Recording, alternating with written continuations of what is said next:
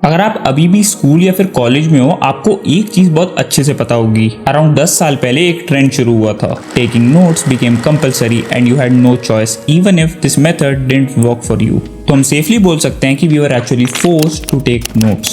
At least I was, क्योंकि मेरे teacher सिर्फ नोट्स डिक्टेट करके नोटबुक्स पे नोटबुक्स भरवाते थे and there was no escape, क्योंकि करेक्शन एंड हमारे नोटबुक्स के भी मार्क्स होते थे।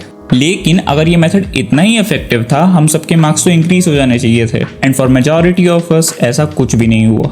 इंस्टेड जो हमारी सोचने और समझने की प्री बिल्ट स्किल्स थी वो भी टाइम के साथ डिग्रेड हो गई। मैंने लॉकडाउन के टाइम पता नहीं कितने घंटे स्पेंड करके ऐसी स्टडी टेक्निक्स ढूंढी है जिन्होंने मेरे स्टडी के स्टाइल को पूरा का पूरा चेंज कर दिया। And by the end of this video I hope कि ये स्टडी टेक्निक्स आपके पढ़ने का स्टाइल भी पूरी की पूरी तरह रेवोल्यूशनाइज कर सकती हैं। Why not to take notes? अगर आप नोट्स लेते हो, आपने एक चीज नोटिस की होगी। आपको लगता होगा कि अगर मैं नोट्स को ऑर्गेनाइज एंड डेकोरेट करके बनाऊंगा या फिर बनाऊंगी, it will be better for me, even though उसका कोई लॉजिकल एक्सप्लेनेशन नहीं है। एक बार मैंने 12th ग्रेड में अपने फिजिक्स के एक चैप्टर के नोट्स बड़े अच्छे से बनाए। हाइलाइटर्स, कलरफुल पेन्स, पेंसिल्स, पता नहीं क्या क्या यूज किया। And the teacher told me if I continue to do this, it will be great for me. And me being me, I believed it. Later, I didn't remember a single word from those notes. Teacher wrong थी? Obviously yes. Was I wrong? Hell yeah. यहाँ problem ये हुई कि अच्छे notes तो बन गए, लेकिन there wasn't any clear understanding or good recall. Even though मैंने वो नोट्स बहुत बार रीरीड किए। रीरीडिंग सबसे बड़ी गलती। That's not how our brains work. And research has proved that rereading does nothing but help you waste your time. क्योंकि हमारे brains का डिजाइन ऐसा है ही नहीं कि इतनी सारी इंफॉर्मेशन मोस्टली यूजलेस एक बोरिंग वे में याद रख सके। So what's the solution? 4 steps हैं and here we go. First है फाइनमेंट टेक्निक। एंड इस पे मैंने ऑलरेडी एक वीडियो बना दी है, so the link is in the description box. But short में इसका ओवरव्यू ये है कि आपको कॉम्प्लेक्स कॉन्सेप्ट्स ऐसे समझने हैं कि आप उनको कभी भी ना भूलो, एटलीस्ट एग्जाम्स तक। Plus you should be able to explain it to a 12-year-old। Mostly आप ये एक शीट ऑफ पेपर पे इजीली कर सकते हो। Just write down the concept in as simple form as possible. By the way, अगर आपको ये वीडियो पसंद आ रही है, do like and share it. And if you are interested in knowing more about productivity, personal finance and growth, do consider subscribing to this channel. And all this will help the YouTube algorithm to recognise my channel. Form questions using Notion's toggle feature. Now let's come back to notes.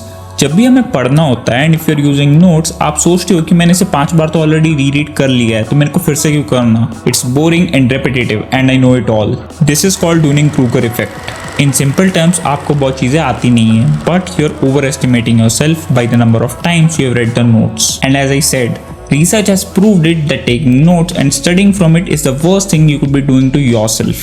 So what's the solution? Dunning-Kruger effect को beat करने की एक strategy है to assume that you don't know anything. And मैं क्या करता हूँ? मैं क्वेश्चंस बनाता हूँ। Notion is my favorite workspace. So example के लिए let's see G4। तो TOC और theory of computation computer science में एक बहुत बोरिंग और बहुत कॉम्प्लेक्स सब्जेक्ट है। बट फर्स्ट इसे समझने के लिए I use Feynman technique and then I made questions instead of making notes. So G4 में ये सारे क्वेश्चंस हैं। अगर मैं नोट्स बनाता, I could have just skimmed through and मुझे लगता कि मेरे को सब कुछ आता है। बट फर्स्ट हियर मेरे को हर बार रिवाइज करते हुए इस क्वेश्चन का आंसर लिखना है। And if it's wrong, I will think hard. लेकिन अगर मेरे को फिर भी नहीं आया, I will just see the answer and only then will I go to the next question. And this is called active recall. Now let's talk about space repetition.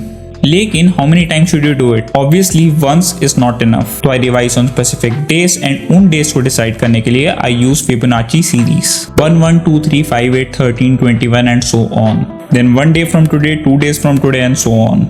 और इसके लिए I use space repetition template in notion. लेकिन आप एक normal calendar में भी mark कर सकते हो। लेकिन if you have a lot of topics, it can become slightly complex. लेकिन यहाँ पे Notion does all the work for you. और अगर आपको ये स्पेस रेपिटेशन टेम्पलेट चाहिए, I am linking it down below. So this was space repetition template and the main aim is to beat the forgetting curve. ये chart दिखाता है how fast you forget something that you learn. तो अगर आप right intervals पे revision करोगे, you can easily maintain this graph. Now let's talk about the most important part of the video. आपने चीजों को समझ लिया, रिकॉल भी कर लिया एंड स्पेस रेपिटेशन से you can remember it for a long time. लेकिन एक इंपॉर्टेंट स्टेप अभी भी मिसिंग है। हमारा मेन एम होता है प्रॉब्लम सॉल्व करना या फिर क्वेश्चन सॉल्व करना। आप कोई भी क्वेश्चन बैंक्स यूज कर लो या फिर just use the questions in your text book. लेकिन to check if you have really understood the concept, आपको ये क्वेश्चन सॉल्व करने ही होंगे।